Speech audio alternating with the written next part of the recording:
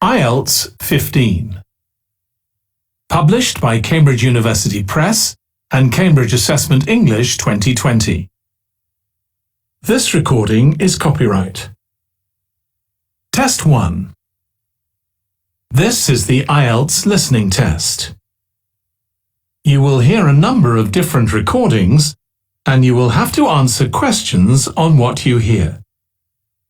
There will be time for you to read the instructions and questions, and you will have a chance to check your work.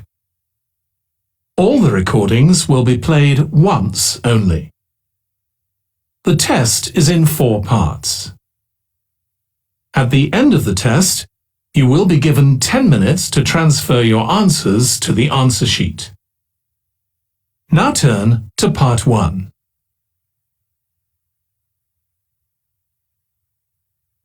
Part 1. You will hear a woman phoning a friend to get information about a job agency. First, you have some time to look at questions 1 to 5.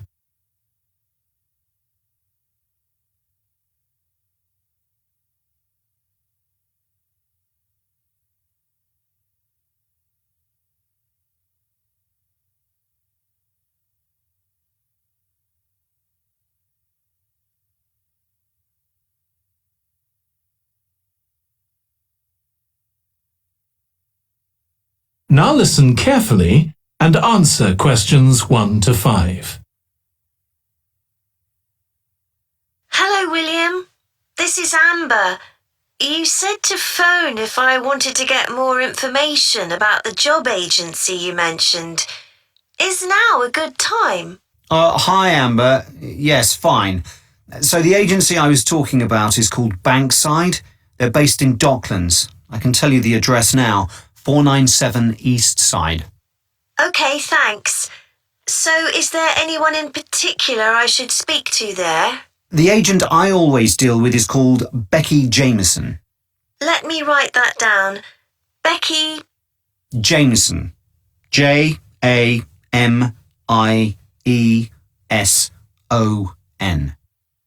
Do you have her direct line? Yes, it's in my contacts somewhere. Right, here we are. 07866 510 333. I wouldn't call her until the afternoon if I were you. She's always really busy in the morning trying to fill last-minute vacancies. She's really helpful and friendly, so I'm sure it would be worth getting in touch with her for an informal chat. It's mainly clerical and admin jobs they deal with, isn't it? That's right. I know you're hoping to find a full-time job in the media eventually, but Becky mostly recruits temporary staff for the finance sector, which will look good on your CV and generally pays better too. Yeah, I'm just a bit worried because I don't have much office experience. I wouldn't worry. They'll probably start you as a receptionist or something like that. So what's important for that kind of job isn't so much having business skills or knowing lots of different computer systems. It's communication that really matters, so you'd be fine there. And you'll pick up office skills really quickly on the job. It's not that complicated. OK, good. So how long do people generally need temporary staff for? It would be great if I could get something lasting at least a month. That shouldn't be too difficult. But you're more likely to be offered something for a week at first, which might get extended. It's unusual to be sent somewhere for just a day or two. Right. I've heard the pay isn't too bad. Better than working in a shop or a restaurant. Oh yes, definitely. The hourly rate is about £10, $11 if you're lucky. That's pretty good. I was only expecting to get £8 or £9 an hour. Before you hear the rest of the conversation, you have some time to look at questions 6 to 10.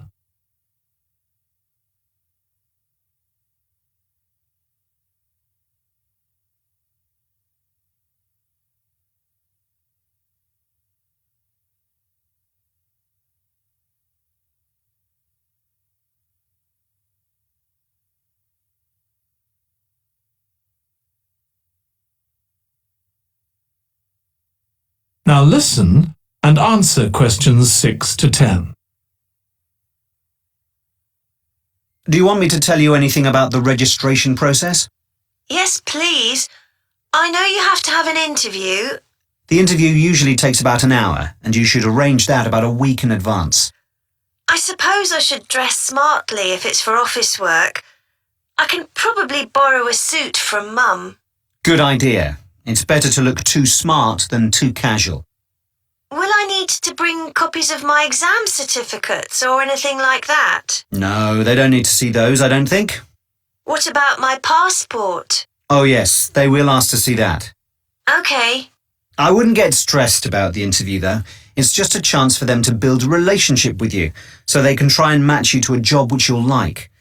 So there are questions about personality that they always ask candidates, fairly basic ones. And they probably won't ask anything too difficult, like what your plans are for the future. Hope not. Anyway, there are lots of benefits to using an agency.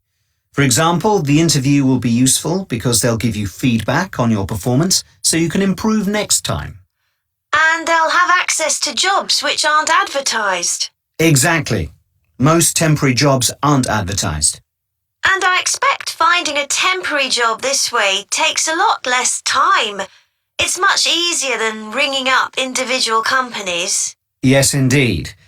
Well, I think I've covered it. That is the end of part 1. You now have 1 minute to check your answers to part 1.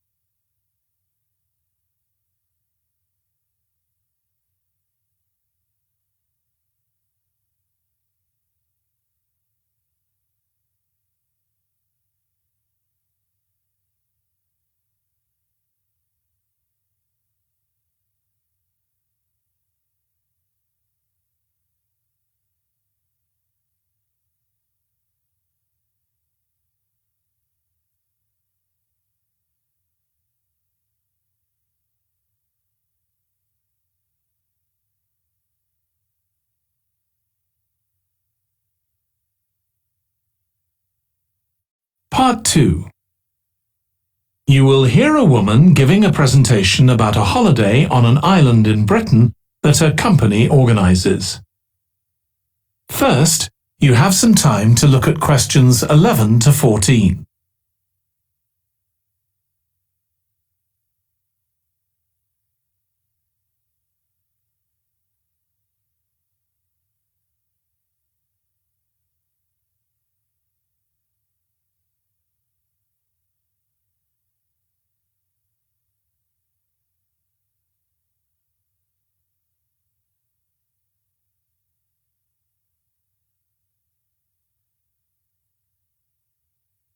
Now listen carefully and answer questions 11 to 14. Good morning. My name's Erica Matthews and I'm the owner of Matthews Island Holidays, a company set up by my parents. Thank you for coming to this presentation in which I hope to interest you in what we have to offer. We're a small family-run company and we believe in the importance of the personal touch. So we don't aim to compete with other companies on the number of customers.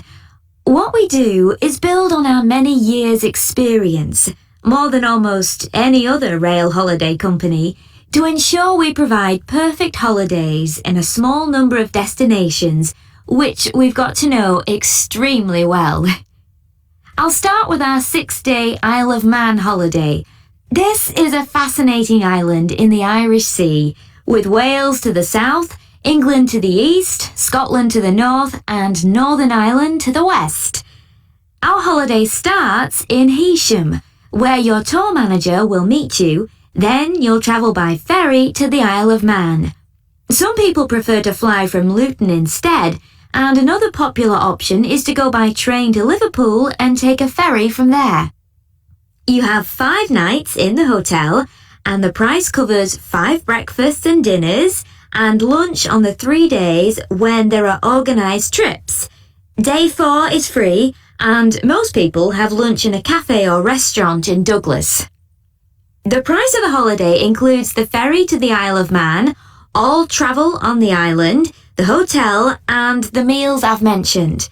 Incidentally, we try to make booking our holidays as simple and fair as possible, so unlike with many companies, the price is the same whether you book 6 months in advance or at the last minute, and there's no supplement for single rooms in hotels.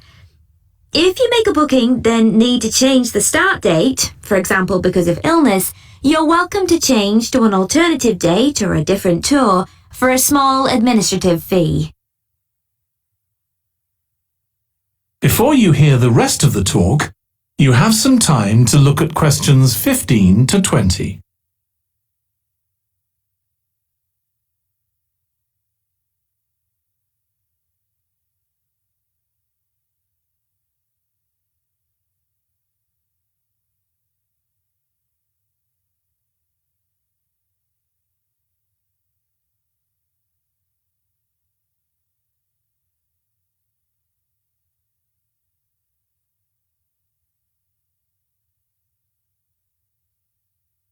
Now listen and answer questions 15 to 20. Okay, so what does the holiday consist of? Well, on day 1, you'll arrive in time for a short introduction by your tour manager, followed by dinner in the hotel. The dining room looks out at the river, close to where it flows into the harbour, and there's usually plenty of activity going on.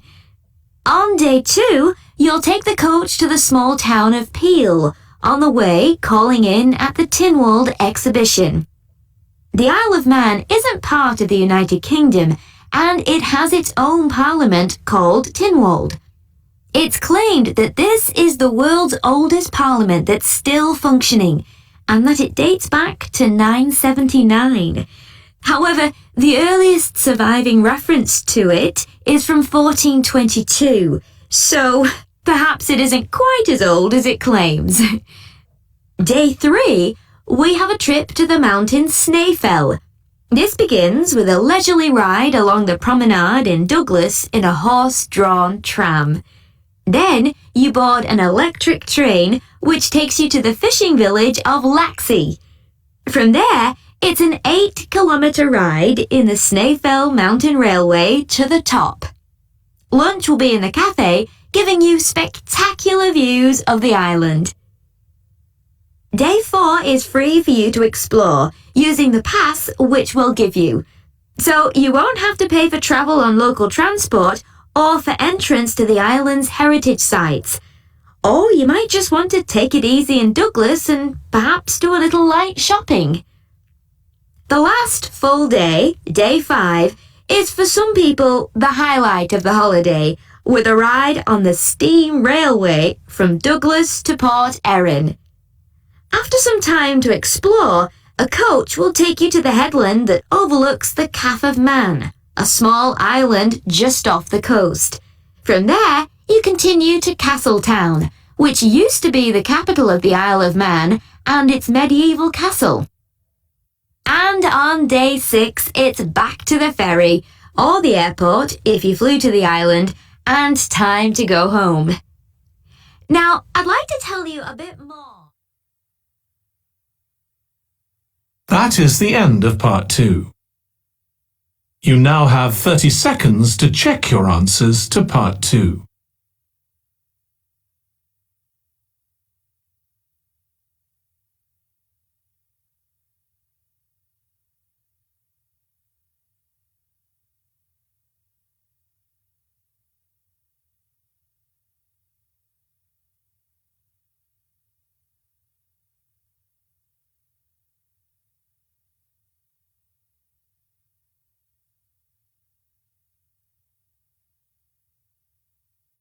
Part 3.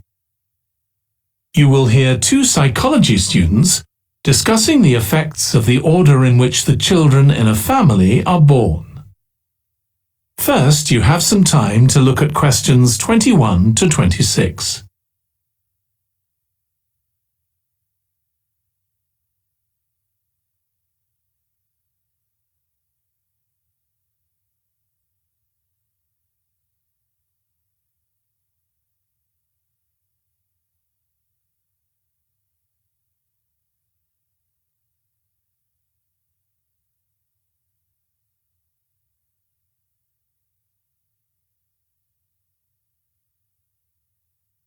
Now listen carefully and answer questions 21 to 26.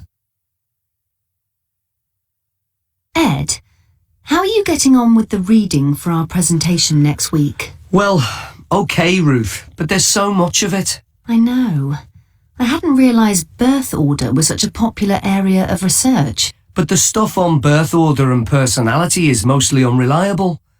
From what I've been reading, a lot of the claims about how your position in the family determines certain personality traits are just stereotypes, with no robust evidence to support them. OK, but that's an interesting point. We could start by outlining what previous research has shown. There are studies going back over 100 years. Yeah, so we could just run through some of the typical traits. Like the consensus seems to be that oldest children are generally less well-adjusted because they never get over the arrival of a younger sibling.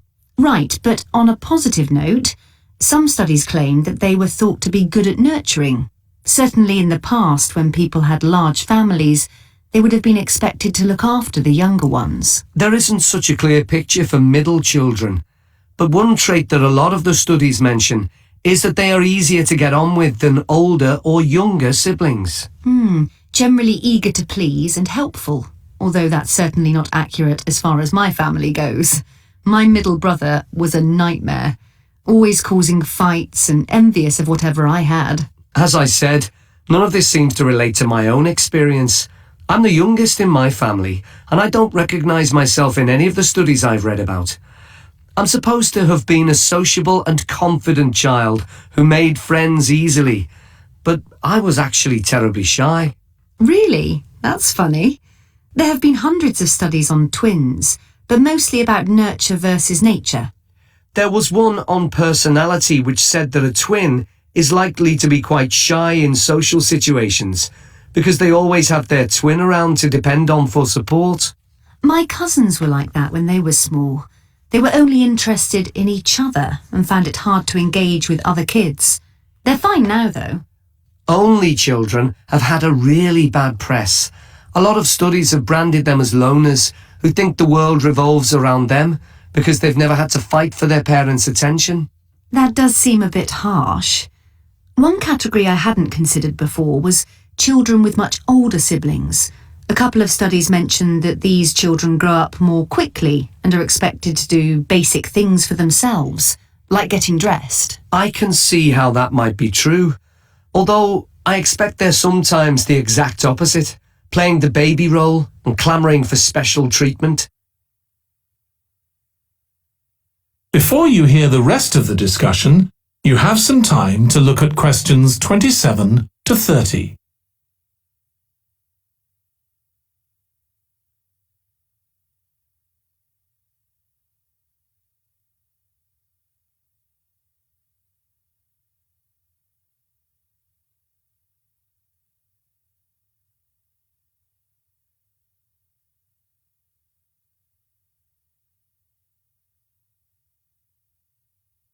Now listen and answer questions 27 to 30.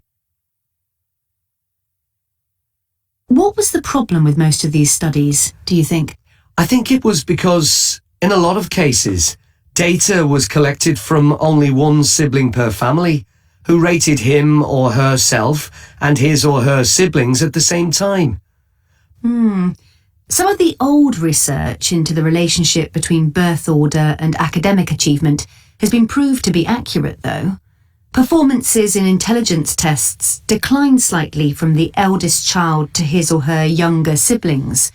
This has been proved in lots of recent studies. Yes, although what many of them didn't take into consideration was family size. The more siblings there are, the likelier the family is to have a low socio-economic status, which can also account for differences between siblings in academic performance. The oldest boy might be given more opportunities than his younger sisters, for example. Exactly. But the main reason for the marginally higher academic performance of oldest children is quite surprising, I think. It's not only that they benefit intellectually from extra attention at a young age, which is what I would have expected. It's that they benefit from being teachers for their younger siblings by verbalizing processes. Right. and this gives them status and confidence, which again contributes in a small way to better performance. So, would you say sibling rivalry has been a useful thing for you? I think so. My younger brother was incredibly annoying, and we fought a lot, but I think this has made me a stronger person. I know how to defend myself. We had some terrible arguments, and I would have died rather than apologise to him. But we had to put up with each other, and most of the time we coexisted amicably enough. Yes, my situation was pretty similar. But I don't think having two older brothers made me any less selfish. I was never prepared to let my brothers use any of my stuff. That's perfectly normal, whereas sometimes... That is the end of part 3. You now have 30 seconds to check your answers to part 3.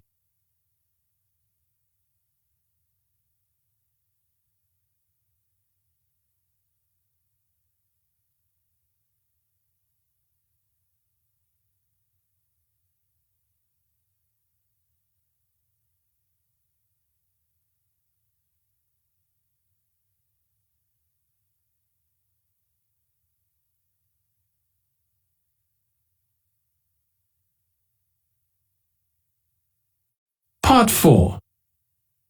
You will hear a student giving a presentation about a type of tree known as the eucalyptus, which is common in Australia. First, you have some time to look at questions 31 to 40.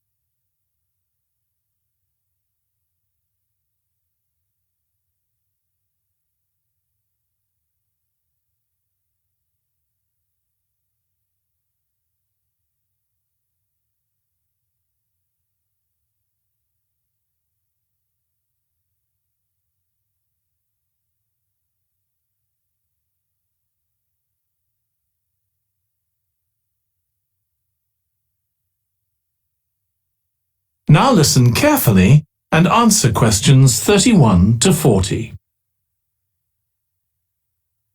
Today, I'm going to talk about the eucalyptus tree. This is a very common tree here in Australia, where it's also sometimes called the gum tree. First, I'm going to talk about why it's important. Then I'm going to describe some problems it faces at present. Right, well, the eucalyptus tree is an important tree for lots of reasons. For example, it gives shelter to creatures like birds and bats, and these and other species also depend on it for food, particularly the nectar from its flowers. So it supports biodiversity. It's useful to us humans too, because we can kill germs with a disinfectant made from oil extracted from eucalyptus leaves. The eucalyptus grows all over Australia, and the trees can live for up to 400 years.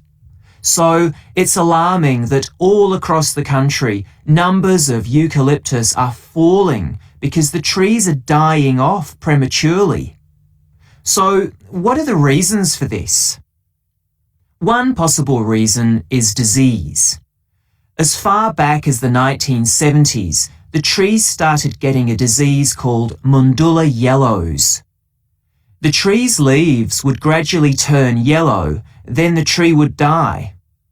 It wasn't until 2004 that they found the cause of the problem was lime, or calcium hydroxide, to give it its proper chemical name, which was being used in the construction of roads. The lime was being washed away into the ground and affecting the roots of the eucalyptus trees nearby. What it was doing was preventing the trees from sucking up the iron they needed for healthy growth. When this was injected back into the affected trees, they immediately recovered. But this problem only affected a relatively small number of trees. By 2000, huge numbers of eucalyptus were dying along Australia's east coast of a disease known as bell miner associated dieback. The bell miner is a bird, and the disease seems to be common where there are high populations of bell miners. Again, it's the leaves of the trees that are affected. What happens is that insects settle on the leaves and eat their way round them, destroying them as they go, and at the same time, they secrete a solution which has sugar in it. The bell miner birds really like this solution, and in order to get as much as possible, they keep away other creatures that might try to get it. So these birds and insects flourish at the expense of other species, and eventually so much damage is done to the leaves that the tree dies.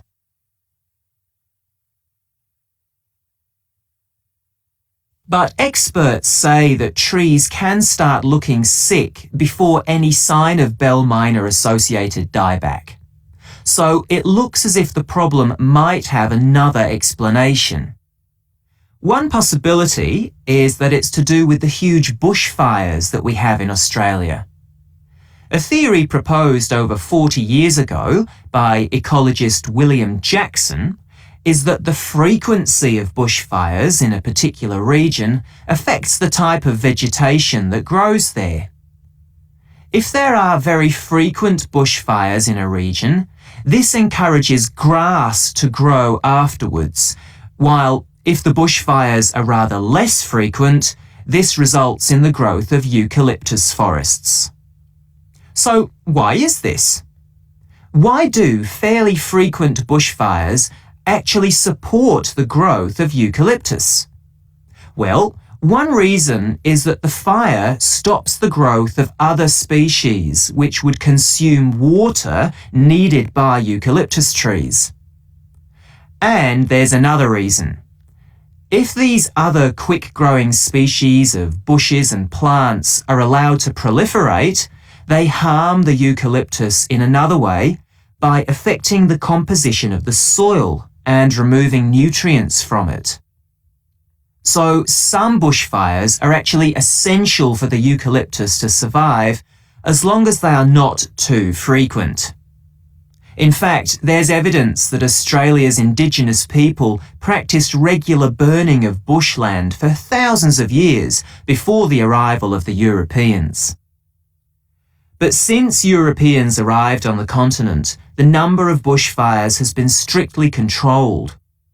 Now, scientists believe that this reduced frequency of bushfires to low levels has led to what's known as dry rainforest, which seems an odd name as usually we associate tropical rainforest with wet conditions. And what's special about this type of rainforest? Well, unlike tropical rainforest, which is a rich ecosystem, this type of ecosystem is usually a simple one. It has very thick, dense vegetation, but not much variety of species. The vegetation provides lots of shade, so one species that does find it ideal is the bell miner bird, which builds its nests in the undergrowth there. But again, that's not helpful for the eucalyptus tree. That is the end of part 4. You now have 1 minute to check your answers to part 4.